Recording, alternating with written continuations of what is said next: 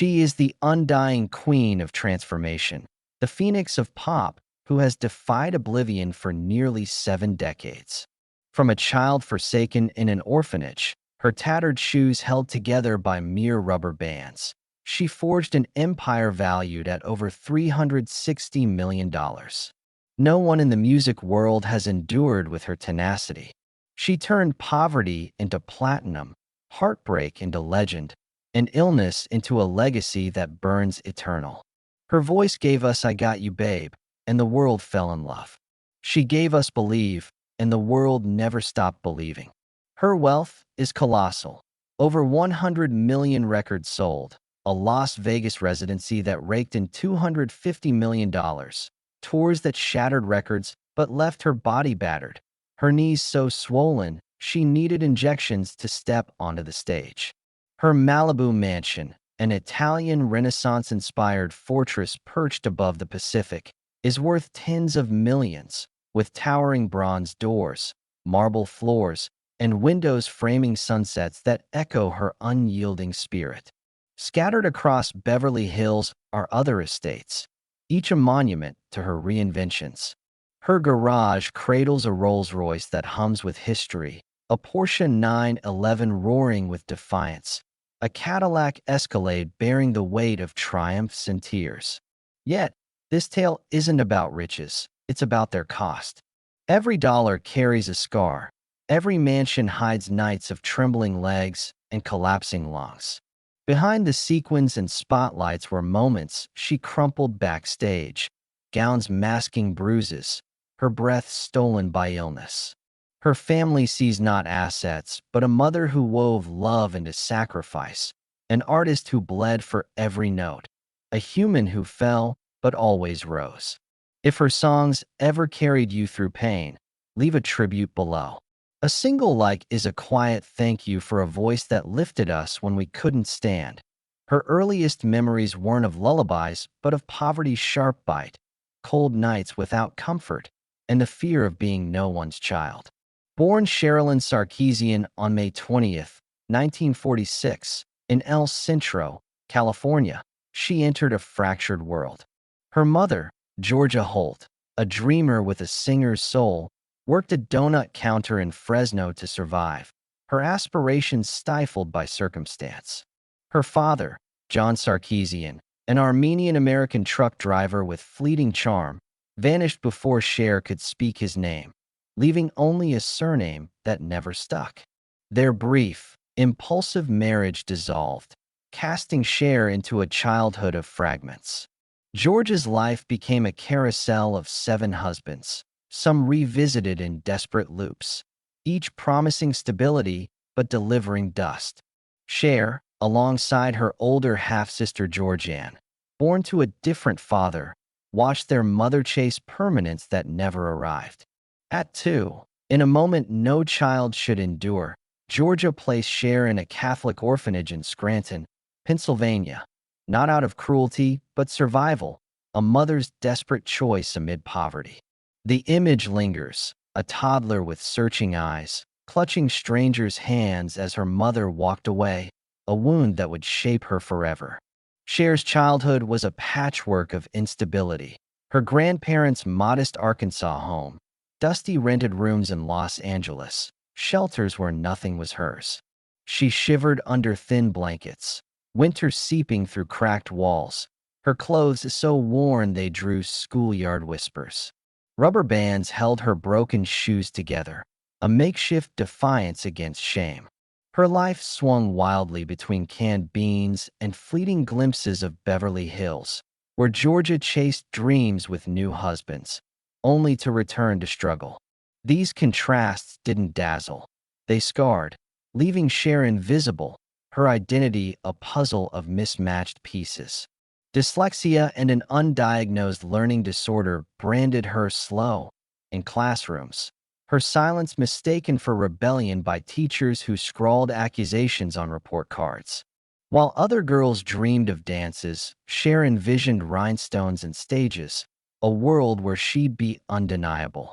At 16, that hunger outburned her shame.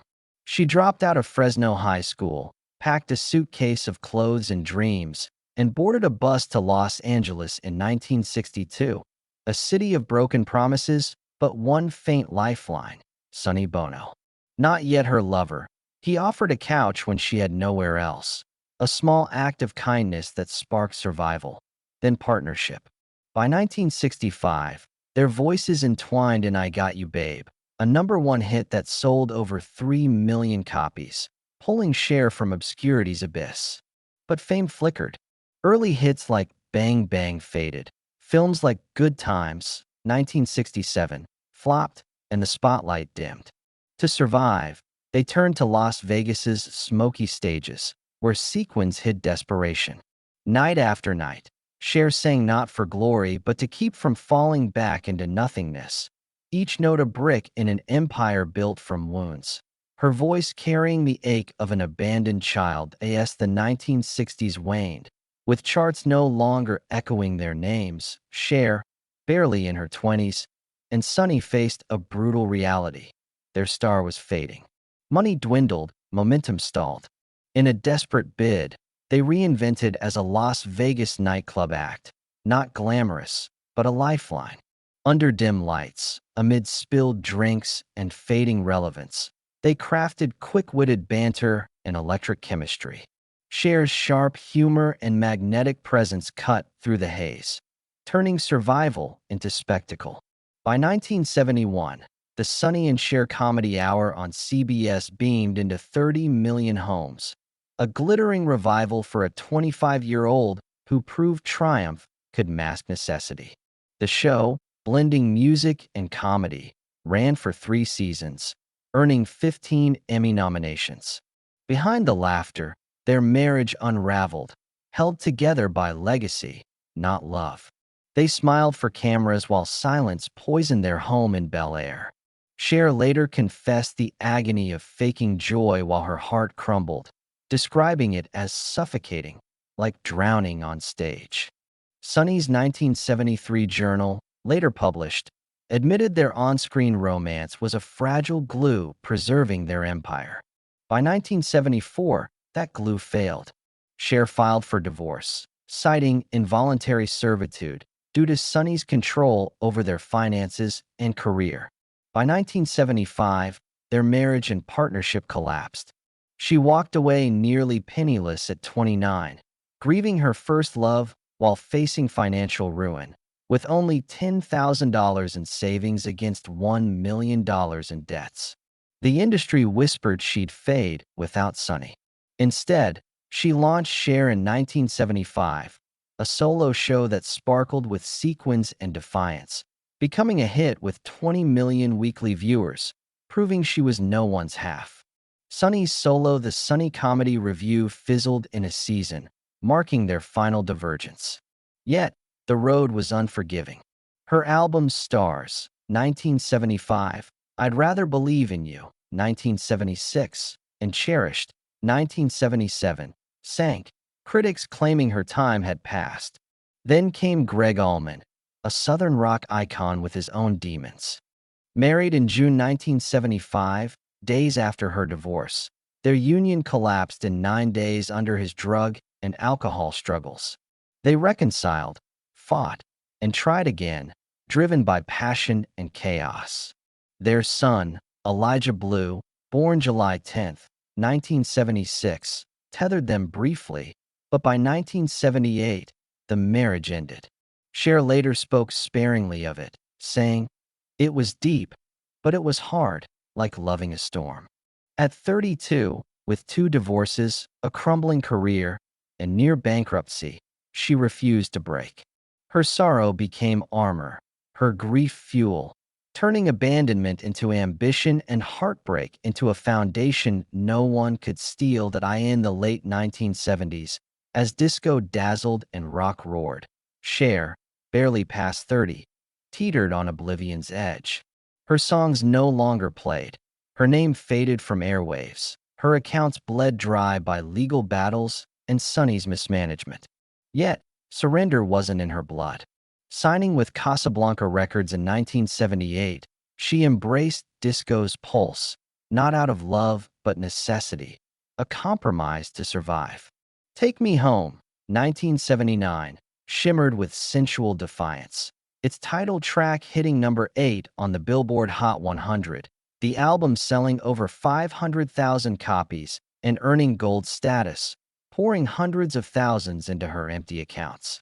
Beneath the glitter, she was a woman clawing back relevance, proving she couldn't be erased. Her follow-up, Prisoner, 1979, tried to blend disco with her raw honesty but flopped, selling under 100,000 copies, critics sneering again.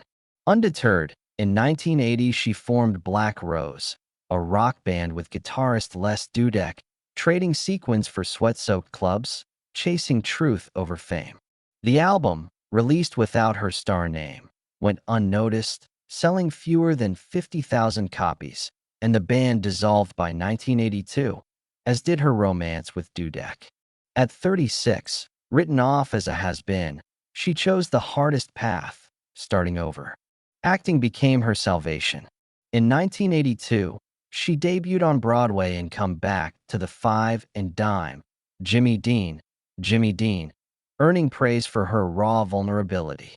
In 1983's Silkwood, alongside Meryl Streep, she vanished into Dolly Pellizzari, a raw, unglamorous role that earned a Golden Globe and an Oscar nomination for Best Supporting Actress, with the film grossing $35 million. Roles in Mask, 1985, earning her a Best Actress award. The Witches of Eastwick, 1987, with a $50 million box office, and Suspect, 1987, brought six-figure checks and rebuilt her credibility, each role a brick in her financial and artistic foundation. Then came Moonstruck, 1987. At 41, as Loretta Castorini, Cher was luminous yet grounded, her performance a revelation of vulnerability and strength. The film grossed nearly $100 million worldwide, her $1 million salary and endorsements swelling her wealth. Winning the Oscar for Best Actress in 1988 wasn't just a trophy. It was vengeance against every doubt, every betrayal, every night she sang to survive, proof she'd turned wounds into weapons, her empire rising from the ashes of dismissal. After her 1988 Oscar win, Cher faced a new fear, that her peak would fade into memory. Fame's cruelty demanded she prove herself again. Heart of Stone, 1989, sold 4 million copies, with If I Could Turn Back Time hitting number 3, its leather-clad video band then embraced by MTV, fueling millions in royalties. The album funded her Malibu estate, purchased in 1989 for $2.95 million, a sanctuary against exhaustion's toll. The 1990s brought faltering albums like Love Hurts, 1991, and A Cooling Spotlight, her millions drained by legal battles, bad investments, and the cost of her image. At 52, Believe, 1998, exploded, selling 11 million copies, generating $100 million, and revolutionizing pop with auto-tune.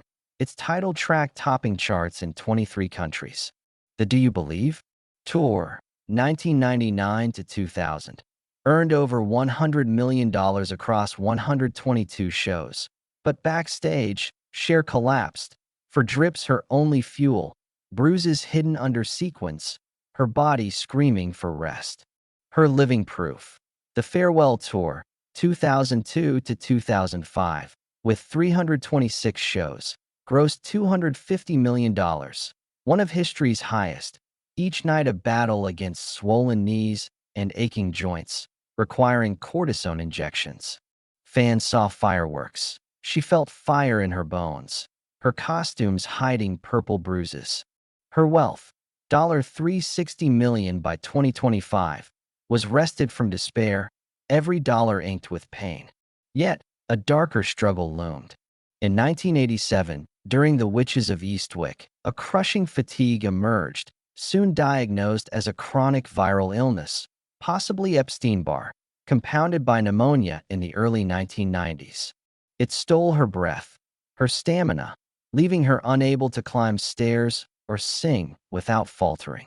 Canceled roles in Thelma and Louise, 1991, and tours meant lost millions, each no, a reminder of her orphanage days. She wept privately, not for fame, but for the freedom to work, fearing her empire would crumble.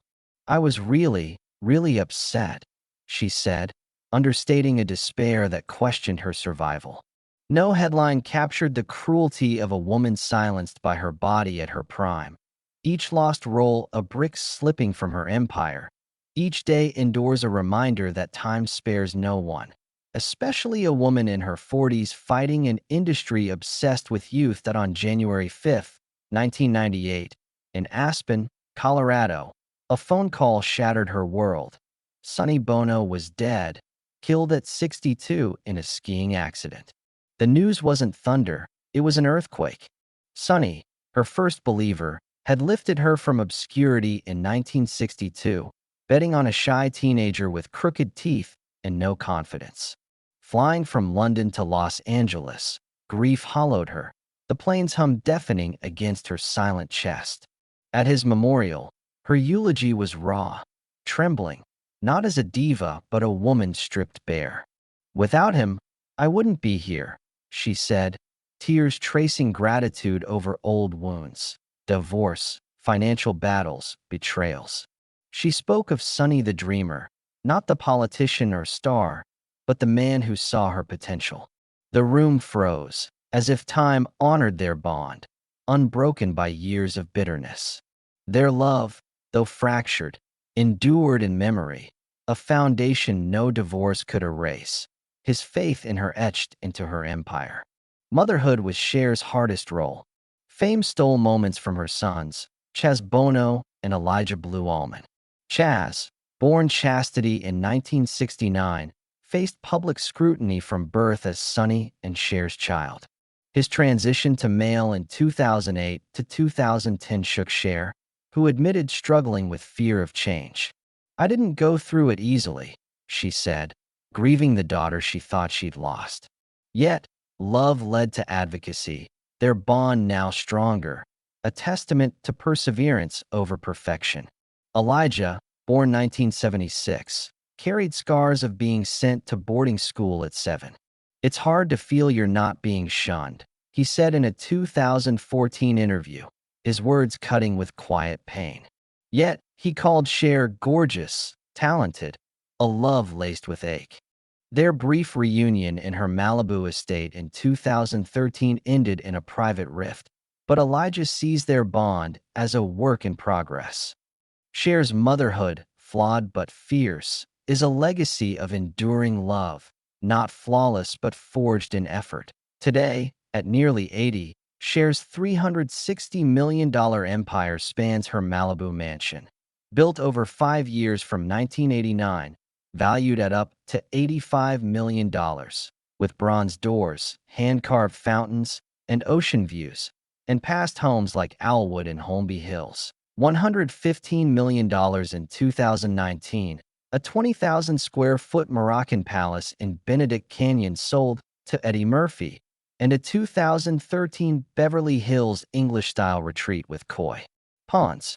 Her garage holds a 1950s Rolls-Royce Silver Wraith, its leather worn by triumphs, a Porsche 911, defiant and sleek, a Cadillac Escalade, practical yet commanding, and a pink 1960s Mustang, an echo of her youth with Sonny. Her wealth stems from Heart of Stone, for million copies. Believe, $11 million, $100 million, a $60 million Vegas residency at Caesar's Palace, 2008 to 2011, and the $250 million farewell tour. Yet, every dollar carries pain, knees injected, bruises hidden, illness fought. She lives quietly, meditating, journaling, watching Pacific sunsets from her Malibu balcony. Her diet is meticulous, her exercise gentle, each breath cherished after years of illness. Her romance with Alexander Edwards, a 38-year-old music executive, defies cynics, their laughter proving tenderness isn't reserved for the young. Her advocacy for the LGBTQ+ community, rooted in Chaz's journey, and her imperfect bond with Elijah show love's resilience. Cher is preparing her legacy, securing music rights, properties, and her brand, ensuring her story endures. Her true fortune isn't in millions, but in rising after every fall, turning betrayal into strength, illness into armor, heartbreak into empire. If her voice lifted you, share your story below. Her empire lives in those still rising, inspired by a woman who showed it can be done.